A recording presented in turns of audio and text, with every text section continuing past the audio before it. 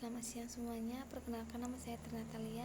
Di sini saya akan membacakan hasil dari PowerPoint saya dengan mata kuliah Akuntansi Perpajakan dengan dosen pengampu Pak Wirmi Eka Putra SE MSI dan Pak Gandhi Wahyu Maulana Zuma MSAK. Di sini saya akan merepresentasikan dengan judul menghitung dan mencatat secara akuntansi mengenai akutan pajak. Pajak penghasilan pasal 25 yaitu adalah pembayaran pajak penghasilan secara angsuran yang memang tujuannya untuk meringankan beban wajib pajak sehingga tetap dapat memenuhi kewajibannya. PPh pasal 25 dihitung berdasarkan data SPT tahunan pada tahun sebelumnya. Dengan ini kita akan mengasumsikan bahwa penghasilan tahun ini sama dengan tahun lalu. Cara menghitung besarannya pajak penghasilan pasal 25. Besaran angsuran pajak penghasilan 25 dalam tahun berjalan dihitung berdasarkan pajak penghasilan terutang sesuai dengan SPT tahunan tahun sebelumnya dikurangi dengan kredit pajak atau pajak penghasilan pasal 21, pasal 22, pasal 23, dan pasal 24 dibagi dengan 12 atau banyaknya bulan dalam bagian tahun pajak. Adapun yang dimaksud kredit pajak atau pajak penghasilan yang dipotong dalam pasal tersebut adalah sebagai berikut. Yang pertama, pajak penghasilan 21 bagi yang memiliki NPWP pembayaran kredit pajak sesuai dengan tarif atau pasal 17 ayat 1 dan tambahan 28% bagi yang tidak memiliki NPWP. Yang kedua, pajak penghasilan pasal 22 pungutan sebesar 100% bagi yang tidak memiliki NPWP. Yang ketiga, pajak penghasilan pasal 23 potongan sebesar 15% berdasarkan dividen, bunga, royalti, dan hadiah potongan 2% berdasarkan sewa, imbalan jasa, serta penghasilan lain. Pajak penghasilan pasal 24 pajak penghasilan yang dibayarkan di luar negeri dan boleh dikreditkan sesuai dengan ketentuan dalam pasal 24. Mekanisme pengkreditan pajak. Tata cara pengkreditan pajak masukan berkaitan erat dengan kondisi faktur pajak sebagaimana diatur dalam pasal 9 Undang-Undang Pajak Pertambahan Nilai. Pasal ini mengatur persyaratan faktur pajak yang dapat dikreditkan dan kondisi faktur pajak yang menyebabkan tidak dapat dikreditkan. Syarat-syarat faktur pajak yang dapat dikreditkan menurut Undang-Undang Pajak Pertambahan Nilai.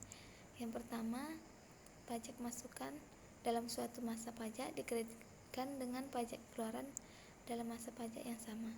Yang kedua, pajak masukan yang belum dikreditkan pada masa pajak yang sama masih boleh dikreditkan di masa pajak berikutnya paling lama 3 bulan setelah berakhirnya masa pajak yang bersangkutan sepanjang belum dibebankan sebagai biaya dan belum dilakukan pemeriksaan. Pajak masukan yang dikreditkan harus memenuhi persyaratan formal dan material. Selanjutnya, pajak masukan yang dikreditkan harus mencantumkan keterangan tentang persyaratan BKB dan atau JKP. Jenis pajak yang tidak dapat dikreditkan. Faktur pajak yang tidak dapat dikreditkan merupakan istilah bagi pajak masukan yang tidak bisa dikreditkan dengan pajak keluaran. Artinya, pajak masukan yang dibuat oleh penguasa kena pajak atau PKP tidak bisa menjadi pengurang pajak keluaran. Namun tidak semua pajak masukan dapat dikreditkan. Kadang PKP mendapatkan faktur pajak yang tidak dapat dikreditkan padahal PKP sudah menyetor pajak pertambahan nilai atau PPN. Adapun beberapa jenis PPN di mana PKP membuat faktur pajak yang tidak dapat dikreditkan. Oleh karena itu, penting bagi PKP untuk mengetahui prinsip-prinsip faktur pajak yang dapat dikreditkan dan jenis-jenis pajak pertambahan nilai di mana pajak PKP membuat faktur pajak yang tidak dapat dikreditkan. Jenis pajak pertambahan nilai dan pajak masukan di mana faktur pajak yang dibuat adalah faktur pajak yang tidak bisa dikreditkan antara lain yang pertama, pajak pertambahan nilai atas perolehan BKP atau JKP yang dilakukan sebelum pengusaha yang bersangkutan ditetapkan sebagai PKP. Yang kedua, PPN atas perolehan BKP atau JKP yang tidak berhubungan langsung dengan kegiatan usaha PKP, maksudnya tidak memiliki hubungan dengan kegiatan produksi, distribusi, pemasaran, dan manajemen PKP.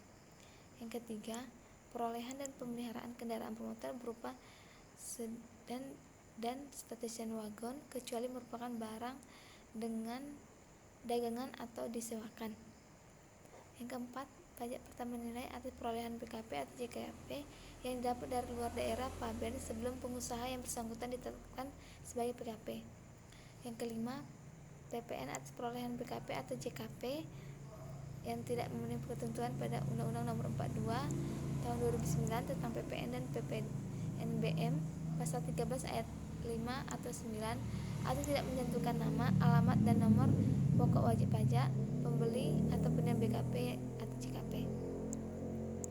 Yang keenam, PPN atas pemanfaatan PKP tidak berwujud atau atas pemanfaatan JKP dari luar daerah pabean di mana faktur pajaknya tidak memenuhi ketentuan sebagaimana dimaksud dalam Undang-Undang Nomor 42 Tahun 2009 tentang PPN dan PPNBM pasal 13 ayat 6. PPN atas perolehan BKP KPN pajak masukan ditagih dengan menggunakan penerbitan ketetapan pajak. Yang kedelapan, PPN atau perolehan BKP atau JKP yang pajak masukan tidak dilaporkan dalam surat pemberitahuan masa pajak PPN yang ditemukan pada waktu dilakukan pemeriksaan oleh DJP. Yang kesembilan, PPN untuk perolehan BKP yang digunakan sebagai barang modal atau JKP sebelum KP melakukan kegiatan berproduksi. Yang kesepuluh, waktu pajak masukan yang sudah melebihi batas toleransi pengkreditan yakni 3 bulan, pajak masukan yang dapat dikreditkan tetapi belum dikreditkan dengan pajak keluaran pada masa pajak yang sama tidak dapat dikreditkan pada untuk masa pajak lebih dari 3 bulan setelah berakhirnya masa pajak yang bersangkutan. Yang ke-11, pajak masukan yang dapat dikreditkan tetapi telah dibebankan sebagai biaya atau ditambahkan kepada harga perolehan PKP atau JKP tidak boleh dikreditkan sebagai pajak masukan. Terima kasih, demikian dari presentasi saya.